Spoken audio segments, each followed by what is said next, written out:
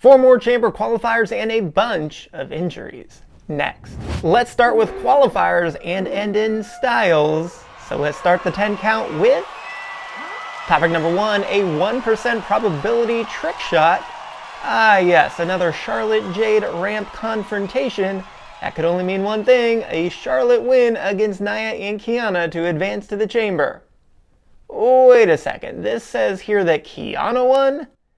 Kiana won?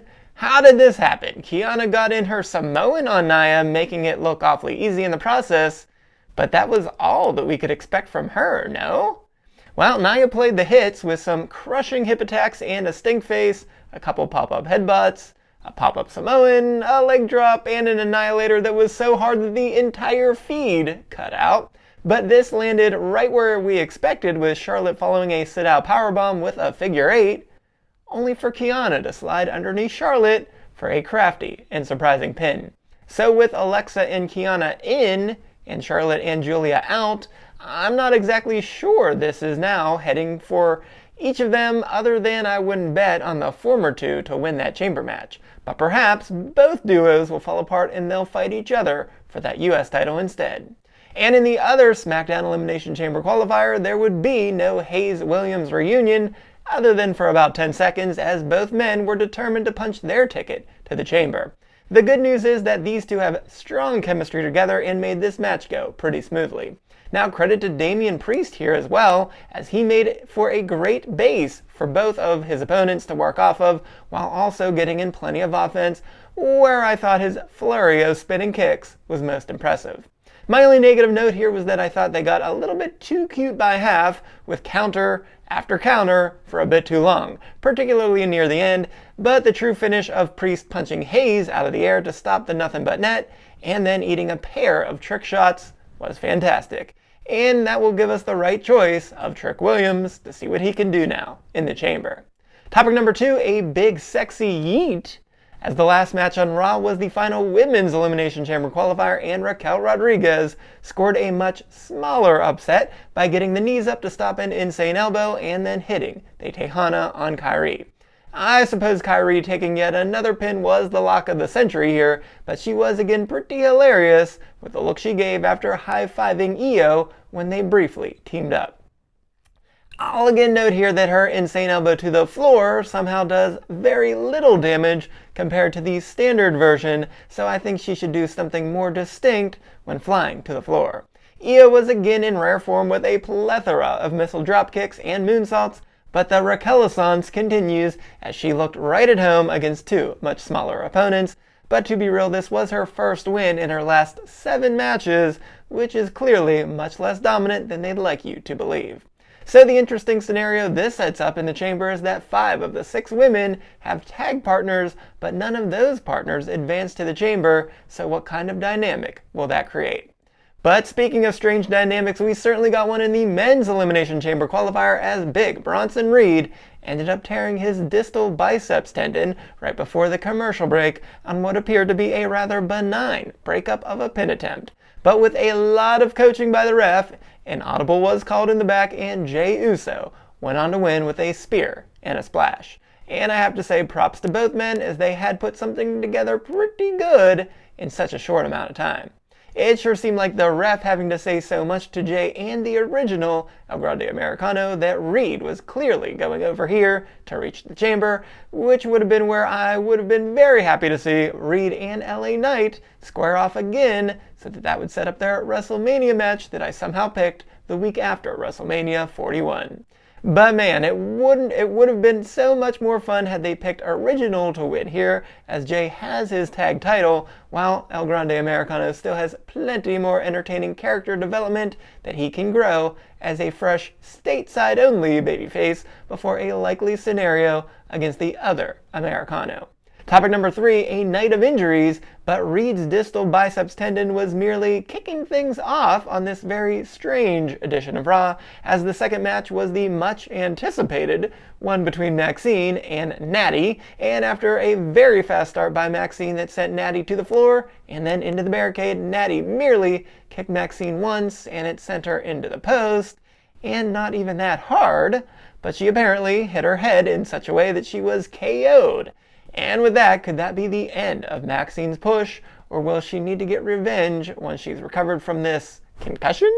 I don't know, but I hope it's the former. But one person we'll never get enough of is Javon Evans, and seeing that the tornado kick landed for a second time in 2 weeks, that's just never going to get old. Pretty incredible stuff. However, he then tweaked his knee on a landing off of the top rope and was hobbling around for the remainder of the match. By my eye, that looked like legit pain, but it somehow barely slowed him down as he still connected on a red dot, a scissor kick, and an OG cutter to beat Kingston, even with Grayson Waller trying to get involved several times. So let's hope that the docs don't see anything that will keep him out once that adrenaline wears off. Topic number 4, between two Femis. What a weird contrast in the way both brands are presenting Femi. On SmackDown, they're going full squash mode as Femi again ousted Wilson after just a couple running uppercuts, an incredible toss, and a fall from Grace. Though technically that match took almost 4 minutes, since Wilson read not 1, but 2 poems after the bell rang. But Femi showed some nice comedic chops here interacting with Wilson. But on Raw, we got another worthless vignette and another brief face-to-face with Rusev in front of Pierce and the Mystery Box. That is both all business and quite a slow burn for what we assume just to be another stepping stone until he, hopefully, answers Lesnar's call in a few weeks. This dynamic makes me think he is bound for Raw ultimately, so SmackDown is getting some use out of him while they can, but there's no denying we need to see him in some bigger spots ASAP. Topic number 5, more bad judgment? I know how these things go, you know how these things go, but Liv still got me a little bit with that surprisingly heartfelt apology to Stephanie Valkyrie in the middle of the ring. She really laid it on there thick now, didn't she? And it made my mind start buzzing about an actual face turn for Livdom, and if we're actually setting up a double turn here. And then she turned to Jade, and it immediately snapped back into my brain that she was going to turn back to Stephanie, and sure enough, a second later, she walloped her and followed with a codebreaker and an oblivion. And so the match we expected for nearly a month is finally official, and I still can't shake the feeling that a double turn is coming in the next few weeks once Raquel and Finn Balor both lose on Saturday and Roxanne returns. But for today, this was standard Judgment Day business, and it was as good as ever, though this was a very large waste of Jade's time, as she didn't even get any of Liv's attention at all, and didn't say a word, and didn't even interact with some potential challengers in the back. So I guess we'll wait for Saturday. The winner of the week is Aleister Black, and Black and Zelina seem to think that they can turn the Viper back into a legend killer, though they clearly wasted 6 months of doing nothing to change Priest at all, and still lost. But Black landed the first blow with a black mass in the middle of the ring to get a pretty surprising win here.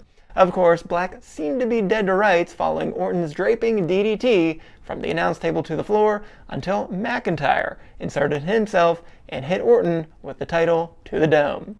But why would McIntyre do that? That doesn't seem to be very smart. McIntyre technically won their series 2-1 this year, if you count Jelly Roll match, but there's no need to just put on another target on your back when it's clear that both Rhodes and Fatu are still aiming right at you. But with all of this possible distraction for Orton, will that cost him in the chamber, since neither McIntyre nor Black will be in that match? But Cody Rhodes will be in that match, and he tried to help out his friend, though it didn't help on this evening. So the loser of the week is Julia, because Julia went from talking about being a triple champion to instead losing her 4th match in 4 weeks by taking a DQ loss against Rhea Ripley. While she was originally supposed to face Io, things didn't get any easier fighting Rhea instead, as Rhea had the first big move by catching Julia's tornado DDT and turning it into a delayed vertical suplex. Julia managed to give Rhea a black eye, slamming her head onto the mat, and had a nice Hurricane Rana Arrivederci combo. However, she appeared to be in line for a riptide after Rhea countered her Northern Lights bomb with a headbutt. And fortunately for her, Lash and Nia both interfered to keep her out of harm's way, though she did still take the L.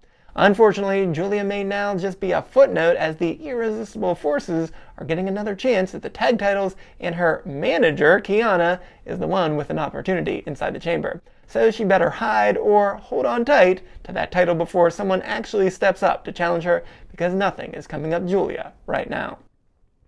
And finally, the stats of the week. There is only one way to end this one. Now that AJ Styles has laid down the vest and the gloves, I guess it's time for some final stats. He returned from injury at the 2025 Royal Rumble and had a very impressive final year, going 16, 12, and 1 in all televised matches from Rumble to Rumble. And he was also 8-6-1 in all one-on-one matches, and while he lost the match, his instant classic against John Cena at Crown Jewel was certainly among the best, if not the best, matches of the year. And he also became a 2-time tag team champion, partnering with Dragon Lee, which was his first title in just over 4 years since he was tag champs with Omos back then. But speaking of titles, in addition to the 2 tag titles, he was a 2-time WWE champion, a 3-time US champion, and a 1-time IC champion, which only makes me wonder even more why he couldn't have beaten Dirty Dom at the Clash in Paris when the crowd is always extra hot for his matches. And that would have made him a 2-time IC champion. Instead, he lost the following night on Raw, so sadly this ultimately prevented him from becoming just the 3rd 2-time Grand Slam champion, a feat that only The Miz and Seth Rollins have accomplished. Regardless, it doesn't take anything away from his career inside and outside of the WWE, so congrats AJ, enjoy your retirement after a phenomenal and now officially a Hall of Fame career. Well, I did not beat the 10 count yet again, but unlike Maxine, at least I was conscious for the entire match. All the Elimination Chamber participants are set for Betting WWE this week, but if you missed last week's WWE Rumors podcast, be sure to go right on over here and check that out. So until next time, I am the SportsZu, and this has been Stop the 10 Count.